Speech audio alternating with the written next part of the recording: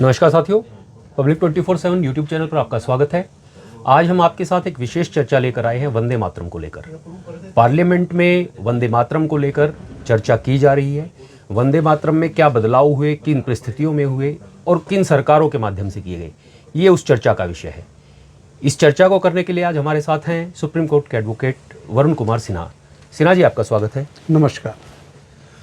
वरुण जी, ये जो वंदे मातरम को लेकर चर्चा है, क्या आज की सरकार जो वंदे मातरम पर चर्चा कर रही है, क्या ये चर्चा का विषय होना भी चाहिए कि वंदे मातरम बोला जाए ना बोला जाए?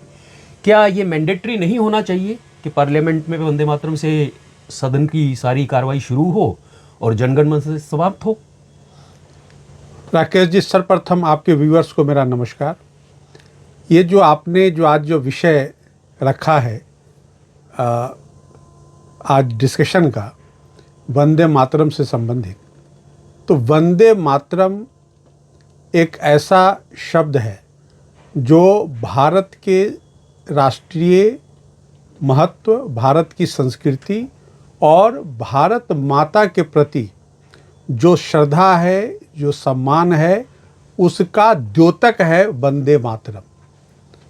वंदे मातरम आज जो डिबेट चल रहा है पार्लियामेंट के अंदर में, मैं उस विषय पर आऊँ उससे पहले मैं ऐतिहासिक बैकग्राउंड में कुछ चर्चा करना चाहता हूँ कि वंदे मातरम गीत का या वंदे मातरम काव्य का रचना 1877 में बंकिम चंद्र चटर्जी के द्वारा की गई।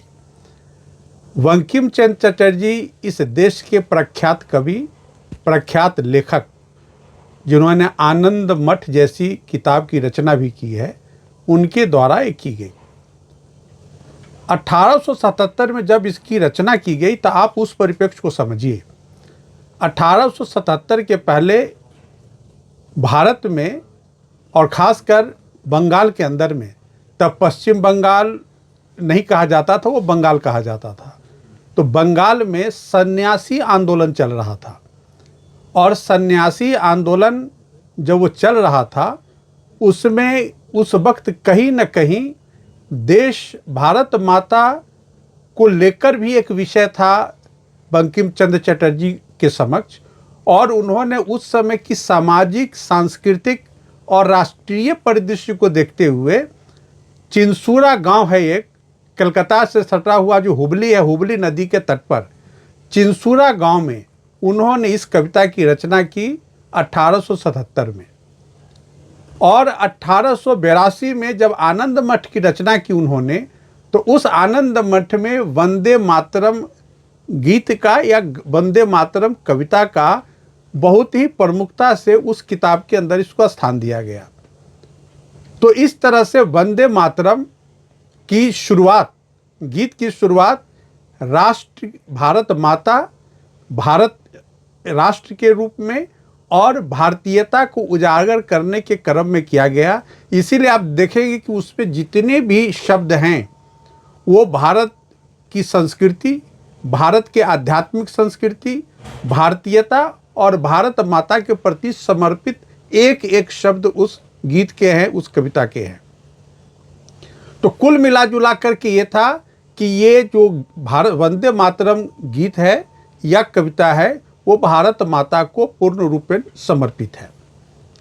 दूसरी मैं बात कहता हूँ कि इस कविता का जो ओजस्वी गान होता था, और उस वक्त जो स्वतंत्रता सेनानी थे, उनको उनमें ऊर्जा भरने के लिए इस गीत को गाया जाता था। और आप देखेंगे कि जब 1905 में कांग्रेस का अधिवेशन हुआ, तो उस अधिवेशन में भी इसी गीत को गाया गया। पहली बार किसी राजनीतिक पार्टी के मंच से 1905 में वंदे मातरम गीत को गाया गया। और उसी गीत का जो प्रभाव पूरे देश में पड़ा या लोगों के ऊपर पड़ा, इसको देखते हुए 1937 में इस गीत को फिर राष्ट्रीय स्तर पर प्रमुखता दिया गया और कांग्रेस के अधिवेशन में जो स्वतंत्रता आंदोलन की जो क्रांतिकारी इस गीत को गाने लग गए थे।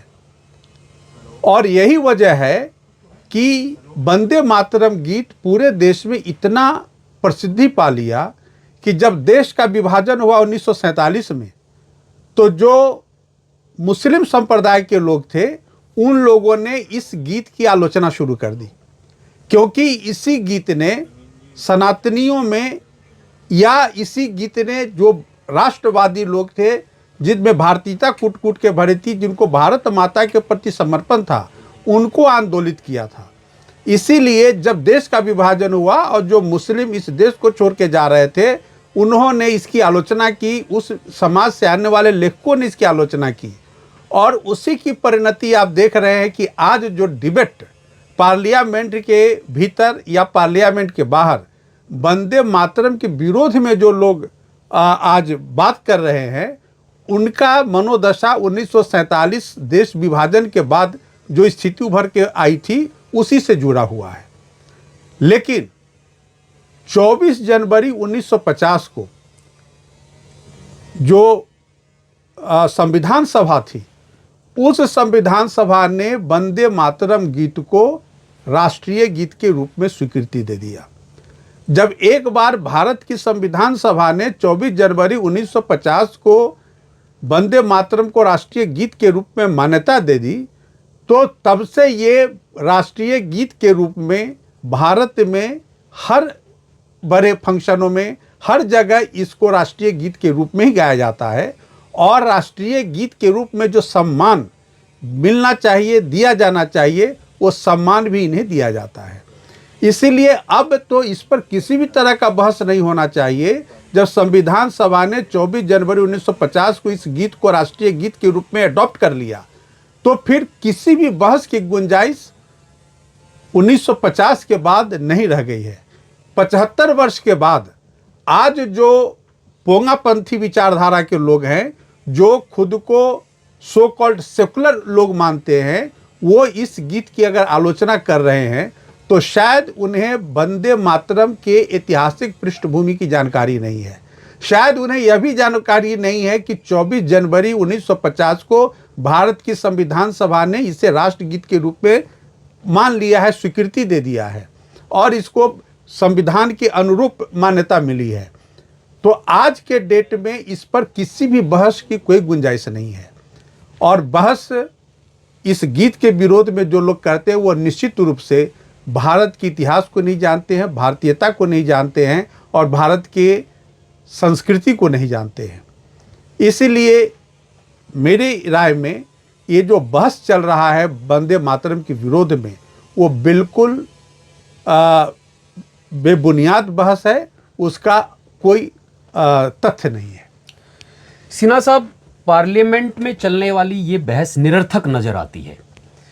जब 1950 में इसको संवैधानिक सभा ने एक्सेप्ट कर लिया, राष्ट्रीय गीत का दर्जा दिया, उसके बाद क्या संसद का हर सत्र या अन्य राष्ट्रीय या नेशनलाइज गवर्नमेंट के जो कार्यक्रम है, क्या उनमें इसे मैंडेटरी नहीं कर देना चाहिए आज की सरकार के द्वारा? बिल्कुल। जब एक बार भारत की संविधान सभा ने वंदे मातरम को राष्ट्रगान के रूप में मान्यता दे दी है, उसे एडॉप्ट किया है, तो हर सभा में, हर कार्यक्रमों में, चाहे वो सरकारी कार्यक्रम हो, चाहे वो राष्ट्रीय कार्यक्रम हो, या राष्ट्र के अंदर होने वाले किसी भी फोरम से अगर कोई भी कार्यक्रम होता है, तो इसको मैंडेटरी बिल्कुल किया जाना चाहिए, क्योंकि ये हमारे राष्ट्रीय गौरव, सांस्कृतिक गौरव, सबका रिप्रेजेंटेटिव के रूप में यह गान है। सिन्हा साहब, इस गीत की जो महत्व है सभी लोग जानते हैं, चाहे वो विपक्ष के दलों के लोग हों या सत्ताधारी पक्ष के लोग हों। इस सब के बावजूद जो ये विरोध करने वाला पक्ष है, आपको क्या लगता है कि इनके इस विरोध का आधार क्या हो सकता है या क्या रहा होगा? देखिए, मैंने आपको कहा कि जब देश का विभाजन 1947 में हुआ जी, उस विभाजन के बाद जो देश छोड़ करके जब लोग पाकिस्तान की ओर जा रहे थे, और जो पाकिस्तान समर्थक लेखक थे, बुद्धिजीवी थे, उन्होंने इस गीत की बड़ी आलोचना की थी। आलोचना करने के पीछे जो उनका था कि राष्ट्रीय जो सांस्कृतिक राष्ट्रवाद का अलख जो इस गीत ने इस देश में जगाया और उससे जो भारतीय संस्कृति का जो महिमा मंडन हुआ इस गीत के माध्यम से, हमारे आध्यात्मिक संस्कृति का जो गौरव बढ़ा इस गीत के माध्यम से, तो जो सो कॉल्ड सेकुलर विचारधारा के लोग थे उनको लगा कि इस गीत की वजह से जो सनातन राष्ट्रवाद है या भारतीय संस्कृति है या हमारे देवी देवताओं का जो महिमा बढ़ाया गया है, उनका महिमा मंडन किया गया है, उसके जो आलोचक थे उन्होंने इस गीत की आलोचना की। और उसी विचारधारा से ग्रसित जो लोग आज इस देश के अंदर हैं, जो अपने आप को सो कॉल्ड सेकुलर फोर्स मानते हैं, वही इस गीत की आलोचना करते हैं और वही इस वाद विवाद को बढ़ावा भी दे रहे हैं, जो बिल्कुल निरर्थक है। और मैंने कहा कि जब एक बार संविधान सभा ने, जिस संविधान सभा ने भारत के संविधान को बनाया, जिस संविधान सभा ने भारत के संविधान को स्थापित किया, वही संविधान सभा वंदे मातरम को राष्ट्रगीत के रूप में स्थापित किया, तो कोई औचित्य नहीं है कि आज हम उस पर कोई बहस करें। धन्यवाद सिन्हा साहब, आपने बड़ी ही महत्वपूर्ण जानकारियां दी। साथियों, वंदे मातरम भारत की आत्मा का प्रतीक है। इस प्रतीक को सब लोग मानते हैं, जानते हैं, लेकिन राजनीतिक कारणों से, राजनीतिक दलों के द्वारा न जाने क्यों इसको राजनीतिक विषय बना दिया गया है। ये भारत की आत्मा का गीत है और भारत के लोगों के मन को झंझोड़ने वाला वो गीत है जिससे वो आज़ादी की लड़ाई के लिए आगे चल पड़े थे। इस गीत को सर्व मान्यता प्राप्त दी गई संवैधानिक सभा के द्वारा, इसको राष्ट्रगीत के तौर पे स्थापित किया गया। उसके बाद अगर इस गीत पर आज भी चर्चा करनी पड़ रही है पार्लियामेंट के अंदर, तो ये कहीं ना कहीं प्रश्न चिन्ह है हमारे उन लोगों के ऊपर जो संवैधानिक सभा के सदस्य थे और इस गीत को राष्ट्रीय गीत के रूप में स्थापित कर रहे थे। जय हिंद, जय भारत। नमस्कार।